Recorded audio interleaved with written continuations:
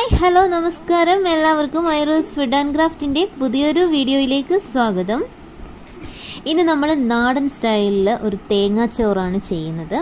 അപ്പോൾ നമുക്ക് എങ്ങനെയാണ് ചെയ്യുന്നതെന്ന് നോക്കാം. അതിന് വേണ്ടിയിട്ടും ഞാൻ 1 കിലോ വെള്ള അരിയാണ് എടുത്തിരിക്കുന്നത്. നമുക്കിത് കുത്തരി വെച്ചിട്ടും ചെയ്യാവുന്നതാണ്. കുത്തരി വെച്ചിട്ട് ചെയ്യുമ്പോഴും നല്ല ടേസ്റ്റാണ്. അപ്പോൾ 1 കിലോ വെള്ളരിയാണ് എടുക്കേണ്ടത്. പിന്നെ നമുക്ക് വേണ്ടത് തേങ്ങ ആണ്. തേങ്ങാപ്പാൽ മെയിനായിട്ട് നമുക്ക് ഇതിന് വേണം. അപ്പോൾ ഒരു 1.5 മുറി തേങ്ങ ഞാൻ എടുത്തിട്ടുണ്ട്. പിന്നീട് നമുക്ക് വേണ്ടത് ചെറിയ ഉള്ളിയാണ്. ചെറിയ ഉള്ളി കുറച്ച് കൂടുതലായിട്ട് തന്നെ എടുക്കുക. ചെറിയ ഉള്ളിയും ഇതിൻ്റെ ഒരു മെയിനായിട്ടുള്ള ഒരു ഇൻഗ്രീഡിയൻറ്റ് തന്നെയാണ്. അടുത്തായിട്ട് നമുക്ക് വേണ്ടത് പെരിഞ്ജീരകമാണ്. പെരിഞ്ജീരകം ഞാൻ കുറച്ച് വെള്ളത്തിൽ കുതിർത്തി ഒന്ന് മാറ്റിയെടുത്തതാണ്. വെള്ളത്തിൽ കുതിർത്തി അരിച്ചെടുത്തിട്ടുണ്ട്. പിന്നെ അല്ലാതെ പച്ചയ്ക്കും നമുക്ക് കുറച്ച് ഗരം മസാല വേണം. അതിൽ പെരിഞ്ജീരകം തന്നെയാണ് കൂടുതലായിട്ട് വേണ്ടത്. പെരിഞ്ജീരകവും പട്ട അങ്ങനെ അതിന് കുറച്ച് ഐറ്റംസ് വേണം. അതേപോലെ നമുക്ക് കരിയാപ്പില വേണം.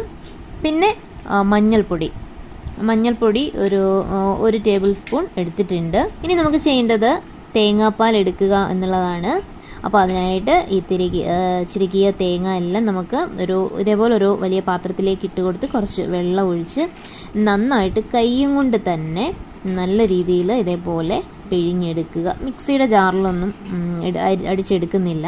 നമ്മൾ നാടൻ സ്റ്റൈലിലാണ് വെക്കുന്നത്. അതുകൊണ്ട് തന്നെയും നമ്മൾ ഈ കൈയും കൊണ്ട് തന്നെ പണ്ടുള്ള ആളുകളൊക്കെ ചെയ്യുന്ന ഈ ഒരു മെത്തേഡ് തന്നെയാണ്.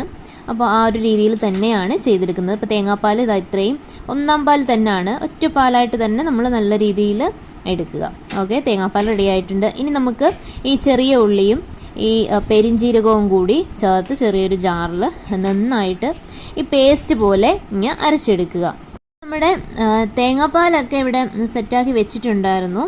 അപ്പോൾ ആ തേങ്ങാപ്പാൽ നല്ല രീതിയിൽ തന്നെ മാക്സിമം നമുക്ക് എത്രയും തേങ്ങാപ്പാൽ ഊറ്റിയെടുക്കാൻ പറ്റുമോ അത്രയും തേങ്ങാപ്പാൽ ഞാൻ ആ ഒരു തേങ്ങയിൽ നിന്ന് ഊറ്റിയെടുത്തിട്ടുണ്ട്. നമുക്ക് ഒറ്റ പാലായിട്ട് തന്നെ മതി. കുറച്ച് കൂടുതൽ വെള്ളവും കൂടി മിക്സ് ചെയ്ത് ആണ് അങ്ങനെ ചെയ്തിരിക്കുന്നത്. പിന്നെ നമ്മൾ അരച്ച് വെച്ചിരുന്ന ആ ഒരു പെരിഞ്ജീരകവും ചെറിയ ഉള്ളിയും കൂടെ ചേർന്ന ആ ഒരു പേസ്റ്റ് നമ്മുടെ ഈ തേങ്ങാപ്പാലിലേക്ക് ചേർത്ത് കൊടുക്കാം. പിന്നെ നമ്മൾ എടുത്ത് വെച്ച 1 ടേബിൾ സ്പൂൺ മഞ്ഞൾപ്പൊടി കൂടി ഇതിലേക്ക് ചേർത്ത് കൊടുക്കണം. നന്നായിട്ട് നമുക്കിതൊന്ന് മിക്സ് ചെയ്തെടുക്കാം. മഞ്ഞൾപ്പൊടി ഇട്ടപ്പോഴത്തേക്കും കുറച്ച് മഞ്ഞ കളർ കുറവായിട്ട് തോന്നിയതിനാൽ ഞാൻ കുറച്ച് മഞ്ഞൾപ്പൊടിയും കൂടി വെള്ളത്തിൽ മിക്സ് ചെയ്ത് ആ ഒരു മഞ്ഞവെള്ളം ഒഴിച്ചു കൊടുക്കുവാണ്. ഇനി നമ്മൾ തേങ്ങാച്ചോറ് വെക്കാൻ പോവുകയാണ്. നല്ല നാടൻ സ്റ്റൈലിൽ തന്നെയാണ് നമ്മൾ ഈ തേങ്ങാച്ചോറ് വെക്കുന്നത്.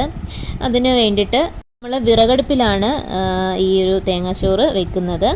വലിയൊരു ഉരുളി ഇതേപോലെ വെക്കുക. ചൂടാകുമ്പോഴത്തേക്കും നമുക്ക് ഒരു 2-2.5 ടേബിൾ സ്പൂൺ ഓയിൽ ചേർത്ത് കൊടുക്കുക. ഒരു 1/2 ടേബിൾ സ്പൂൺ കടുക് ഇട്ട് കൊടുക്കാം. ചെറിയ ഉള്ളി അരിഞ്ഞത് ഇട്ട് കൊടുക്കാം. കുറച്ച് കൂടുതലായിട്ട് കറിവേപ്പില കൂടി ചേർത്ത് കൊടുക്കാം. നമ്മൾ നേരത്തെ മാറ്റി വെച്ച ആ പച്ച പെരിഞ്ജീരകം നമ്മൾ ഇതിലേക്ക് ഇട്ട് കൊടുക്കണം.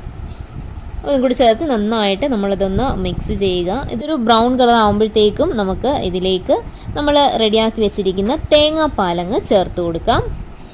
ഈ ഒരു തേങ്ങാപ്പാൽ വെച്ചിട്ട് മാത്രമാണ് നമ്മൾ ഈ ഒരു തേങ്ങാച്ചോറ് റെഡിയാക്കുന്നത്. അപ്പോൾ അതിനനുസരിച്ചുള്ള വെള്ളം എടുക്കണം. ഇതിലേക്ക് നമുക്ക് ആവശ്യത്തിനുള്ള ഉപ്പ് കൂടി ചേർത്ത് കൊടുക്കാം. എന്നിട്ടും ഒന്ന് മിക്സ് ചെയ്തിട്ട് നമുക്ക് ഇതൊന്ന് ഒരു തിള വരുന്നിടം വരെ ഒന്ന് അടച്ചു വെക്കുക. വിറകടുപ്പിലാണ് നമ്മൾ ഈ തേങ്ങാച്ചോറ് വെക്കുന്നത്. അതുകൊണ്ട് തന്നെയും നല്ല ടേസ്റ്റ് ആയി തന്നെ വരും. വെള്ളം നല്ല തിളച്ച് വന്നിട്ടുണ്ട്.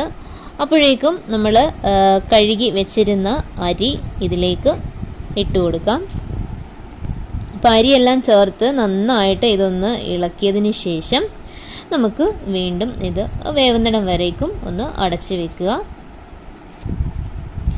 അപ്പോൾ ഇത് നല്ല തിളച്ച് ഈ വെള്ളരി ആയതുകൊണ്ടും കുറച്ച് കൂടുതൽ ടൈം വേണം വേവാൻ.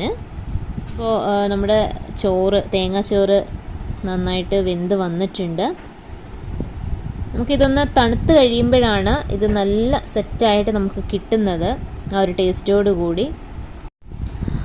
അപ്പോൾ നമ്മുടെ തേങ്ങാച്ചോറൊക്കെ നല്ല സൂപ്പറായിട്ട് വന്നിട്ടുണ്ട്. അതിൻ്റെ കൂടെ ഒരു കോമ്പിനേഷനായിട്ട് ചിക്കൻ കറിയും പപ്പടവും സലാഡും ഒക്കെ ഉണ്ട്. അപ്പം എല്ലാവരും ഇത് ട്രൈ ചെയ്യുക. പുതിയൊരു വീഡിയോയുമായി കാണുന്നിടം വരെ ടാറ്റാ.